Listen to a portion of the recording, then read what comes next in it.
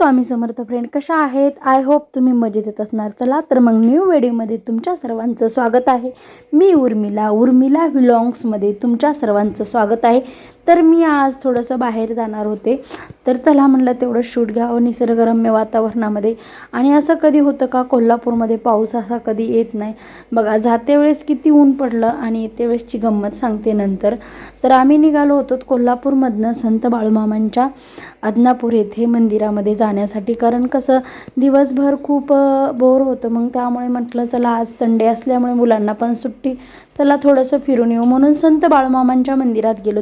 तर त्यांच्या मंदिराबद्दल किंवा समाधीबद्दल थोडीशी माहिती सांगणार आहे, त्यामुळे व्हिडिओ कुठेही न स्किप करता पूर्ण व्हिडिओ पहा. नवीन असाल तर चॅनलला लाईक करा, शेअर करा, सबस्क्राईब करा आणि बेल आयकनचं बटन दाबा. चला तर मग मेरे फ्रेंड व्हिडिओला सुरुवात करते.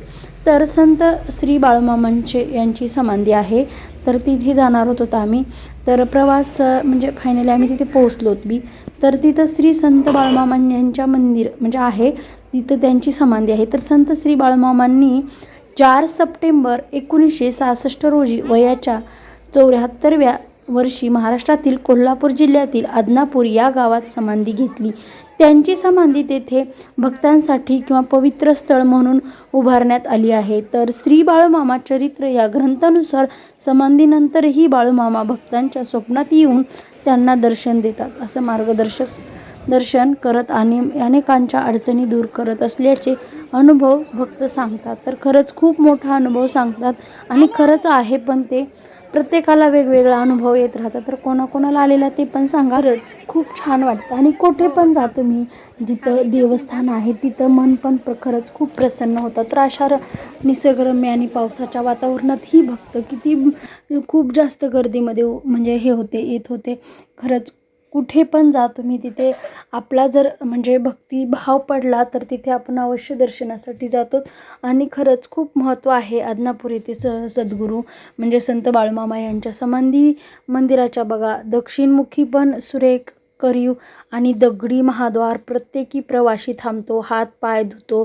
प्रथम शिस्त म्हणजे सभामंडपात पण उभा मंडपांचे रंगकाम, तेथील सगळ्या गोष्टी म्हणजे टपटीप आणि बाळूमामांच्या म्हणजे ते मर्गी पण देणाऱ्या ठासठाशीत ओव्या पाहत रमतो. एवढ्यात त्यांच्या नजरेत गाभाऱ्यात जातात म्हणजे एवढं सुंदर वाटतं त्यांच्या गाभाऱ्यात गेल्यावर. मन एवढं प्रसन्न वाटतं. सगळीकडे भंडारा आणि खरंच खूप. आणि म्हणजे जे रांगेमध्ये उभे असतात ते पण नावघोष करतात बाळूमामांच्या नावाने, चांग भोलं. खूप प्रसन्न वाटतं तेथे, एवढं सुंदर वाटतं त्या गाभाऱ्यामध्ये उभा राहिल्यावर. बघू शकतात किती भाविक पण गर्दी करतात आणि मंदिर तर किती सुंदर असं आणि शिस्तवत उभे राहून कोणी फोटो काढतंय. तर बाळूमामा आपल्या भक्तांना नेहमी म्हणत असतात, तुम्ही मला मेलेला समजला तर मी मेलो आहे, पण जिवंत समजला तर मी जिवंत आहे. तर त्यांच्या समर्थ आदनापूर येथे मंदिर उभारण्यात आणि महाराष्ट्रातील राधानगरी यांच्या मधोमध आहे. मंदिराचे व्यवस्थापन आणि बाळूमामाची ट्रस्टद्वारे केले जाते. तर किती सुंदर. बाळूमामांच्या ज्या मेंढ्यांची सेवा केली जाते त्या मेंढ्यांची संख्या आज लाखोमध्ये झाली असूनही त्यांची देखभाल ही मंदिर ट्रस्टमार्फत केली जाते. तर भक्तांसाठी हे स्थान श्रद्धा, विश्वास आणि आध्यात्मिक प्रेरणेचे केंद्र आहे. अशा प्रकारे तुम्हाला मी माहिती सांगितलेली आहे. तिथनं मग तिथेच एक मरगुबाईचं मंदिर आहे, तिथून आम्ही निघालो. बाळूमामांचं दर्शन वगैरे घेतलं आणि तिथनं आम्ही मरगुबाईच्या मंदिरात गेलो. तर मरगुबाईच्या मंदिरात बघा तुम्ही किती सुंदर वाटते बरं मरगुबाई. आणि किती सुंदर असं आम्ही तिथे पण मी ओटी वगैरे घेतली, ओटी भरली देवींची. बघू शकतात किती सुंदर असं मंदिर आहे. फोटो वगैरे काढून घेतला मी देवींचा, कारण मला खरंच खूप प्रसन्न वाटलं तिथं त्या गाभाऱ्यात. आणि इकडल्या साईडला असं त्यांची गादी आहे बाळूमामांची, की ती बघा तिथे पण किती सुंदर असं वाटतं. फोटो वगैरे मोठा आहे आणि साईडनी नागोबा पण आहेत, म्हणजे शेषनाग असे उभे करून ठेवलेले आहेत, म्हणजे आहेत तिथे समाधीमध्ये त्यांच्यासोबत. तर अशा प्रकारे आणि खरंच खूप सुंदर असं वाटतं मरगुबाईच्या मंदिरात.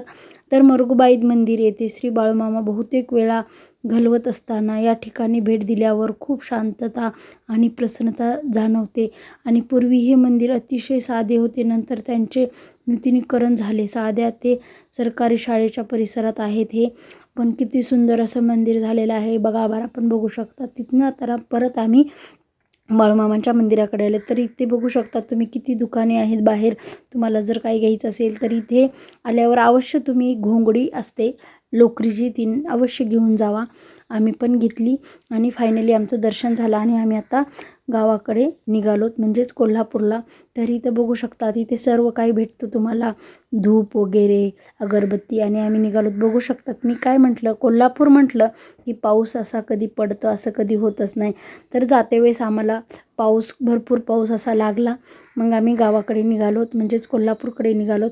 तर अशा प्रकारे मी तुम्हाला माझा संडेचा प्रवास सांगितला आणि खरंच खूप सुंदर असं मंदिराबद्दल माहिती पण सांगितली, जेवढी मला माहिती होती तेवढी. चला तर मग फ्रेंड, नेक्स्ट व्हिडिओमध्ये भेटू. तोपर्यंत बाय बाय. स्वस्त रहा, मस्त रहा. श्री स्वामी समर्थ. तर अशा प्रकारे बघू शकतात किती जोरात पाऊस पडतोय आणि आवाज तर खरंच खूप येत होता पावसाचा, त्यामुळे मी आवाज इथे म्यूट केलेला आहे. खूप पाऊस होता, समोरचं दिसत पण नव्हतं आणि अशा पावसाच्या वातावरणात बाहेर जाण्याची मजाच वेगळी असते. तर कोणी कोणी आलं होतं संडेला ते पण कमेंटमध्ये नक्कीच सांगा. चला तर मग bye bye friend. Shri Swami Samarth. Next व्हिडिओमध्ये भेटू. तोपर्यंत बाय बाय. श्री स्वामी समर्थ.